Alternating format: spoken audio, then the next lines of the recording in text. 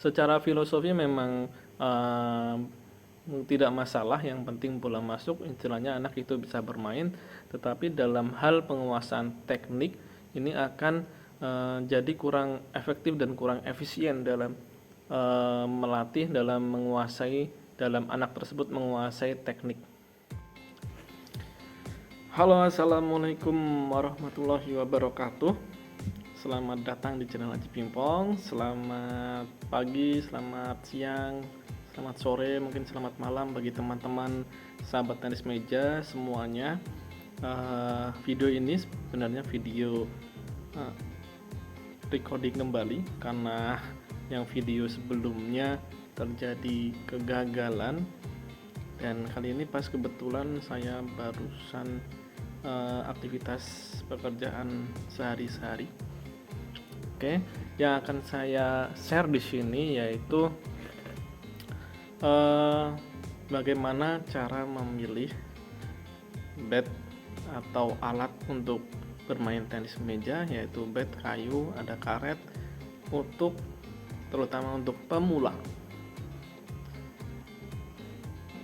Simak video ini sampai selesai teman-teman semuanya, dan jangan lupa untuk subscribe, kemudian like, share, supaya semakin tumbuh channel Aji Pimpong ini.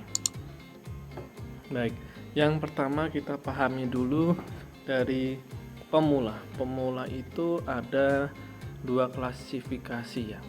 Pemula yang mana dia pemula baru belajar dengan usia yang masih dini, atau mungkin usianya masih muda, anak-anak. Dan ada juga yang pemula yang dia sudah dewasa baru ingin bermain tenis meja. Nah, mungkin di sini ada sahabat tenis meja yang mungkin sudah termasuk dewasa ingin belajar tenis meja, dan saya akan coba membantu share tentang bagaimana memilih bat yang tepat. Nah, bagaimana sih? Yang pertama dengan anak yang pemula usia, biasanya pemain-pemain tenis meja itu memulai dari usia TK bahkan ya, ada yang SD, sudah mulai. Nah, kalau dari saya menyarankan lebih baik memulai dengan bat yang standar. Nah, jangan sampai memulai bat dengan yang kurang standar atau tidak standar bahkan, karena itu akan mempengaruhi penguasaan teknik dasar pada anak tersebut. Jika anak tersebut memulai atau bermain dengan bat yang apa adanya, hanya yang penting punya tapi kurang standar, bahkan tidak standar, nah itu otomatis dia akan mengalami kesusahan dalam memperagakan teknik yang diinstruksikan oleh pelatihnya atau mungkin teman yang mengajaknya. Karena terus kemudian apabila dia gerakannya akan berusaha pokoknya yang penting masuk, entah itu bola yang harusnya dipukul ke depan ya, nah dia memukulnya mengangkat ke atas, dilambungkan ke atas, padahal hanya cukup didorong sudah masuk, tetapi dia karena batnya kurang standar sehingga dia berusaha memasukkan dengan cara melambungkan yang penting masuk. Sehingga apabila dia sudah terbiasa dengan gerakan yang kurang tepat, maka nanti ketika dia akan naik ke teknik yang lebih lebih tinggi lagi, otomatis dia akan mengalami kesusahan. Berbeda dengan apabila sudah dari kecil dengan teknik yang sudah tepat, gerakannya tepat, maka penguasaan teknik selanjutnya akan lebih mudah. Oke, jadi ada yang bat kurang standar atau bat yang standar itu bagaimana, nanti akan dijelaskan di video selanjutnya ya. Oke, biasanya itu karetnya itu kekenyalannya ya, pantulannya kurang, kemudian tekinnya tidak ada ya, kan halus ketika ditempelkan dengan bola. Oke, terus kemudian harus mahal atau tidak? Nah, untuk masalah mahal atau tidak, yang pasti menyesuaikan dengan kemampuan masing-masing. Yang pasti di sini dari setiap masing-masing berbeda-beda ya. Ada kriteria mahal itu seberapa. Karena kalau dari saya yang penting untuk kayunya. Kayunya ini tidak harus mahal. Mungkin teman-teman kalau dapat bed yang jadi, nah tapi jangan dipakai bed yang jadi. Bed yang jadi karetnya dilepas, diganti, kemudian teman-teman beli karet yang per lembarnya itu ya, yang lepasan istilahnya, yang pokoknya beli karet sendiri terpisah, yang biasanya paling enggak harganya sekitar, kalau nggak salah ya, sekitar start 70 ribuan biasanya. Nah, sampai mau yang berapa, mungkin ada yang sampai berapa ratus, bahkan ada yang 1 jutaan juga ada. Tapi kalau untuk memulai, kalau misalnya hanya untuk mengenalkan, bisa dengan yang dari yang murah-murah terlebih dahulu tetapi tetap standar.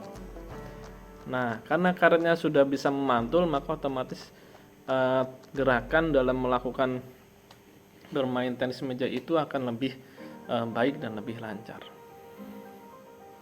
Oke, nah di situ apabila tadi menggunakan bed yang kurang standar, maka dia akan lebih lama dalam menguasai teknik yang benar dan bermain dengan yang pastinya bermain lebih ke nantinya ke profesionalnya, gerakannya pasti akan berbeda ya. Nah, kemudian bagaimana dengan tadi yang berkaitannya pemula usia muda? Nah, di sana kan anak-anak cenderung tangannya, terutama yang masih TK bahkan kelas 1, kelas 2, kadang tangannya ini masih ya kurang stabil. Nah, memang butuh konsisten dan dengan dibantu bed yang standar, maka dia pukulannya akan lebih nyaman ya. Kemudian bagaimana dengan pemula yang usianya sudah dewasa? Nah, di sini boleh saja teman-teman langsung menggunakan bed yang standar, yang mungkin yang dianggap menengah, bisa saja, karena itu langsung, karena yang dewasa biasanya kan kekuatannya sudah stabil dan menyesuaikannya lebih mudah. Akan tetapi apabila sahabat tenis meja semuanya merasa keberatan dengan bed yang mungkin agak menengah ya, nah boleh saja dengan bed yang seperti tadi, yang murah, dengan kayu yang dari yang apa adanya, yang dari pasangan, nanti karetnya dilepas, beli karet yang lain ya. Nah, itu boleh. Nah, paling ketika nanti teman-teman ingin upgrade di bed yang lebih bagus, mungkin hanya membutuhkan waktu yang tidak begitu lama apabila latihannya intens untuk penyesuaian.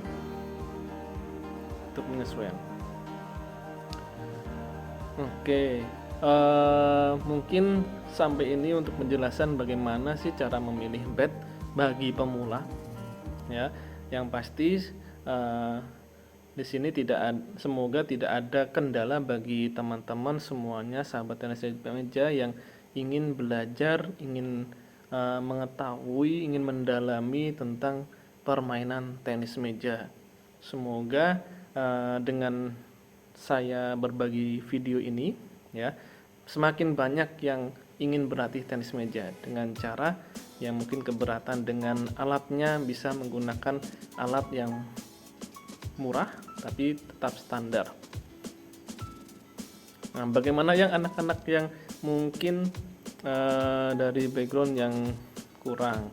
Nah, sebenarnya tidak apa-apa, yang penting dia tetap bisa menggunakan karet-karet yang bekas. Nah, di sini ada pemain yang biasanya biasa bermain, dia karetnya bagus. Nah, boleh coba beli, atau kalau boleh diminta menggunakan karet yang sudah tidak dipakai tetapi masih layak ya, masih layak dari tekinya, itu boleh dari yang karet bekas.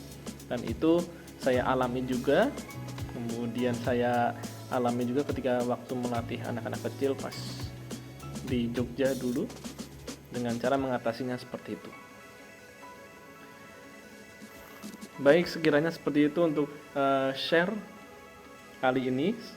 Jangan lupa untuk di like, kemudian share, berbagi. Semoga semakin maju pertenis mejaan di Indonesia ini. Salam olahraga, jaya tenis meja.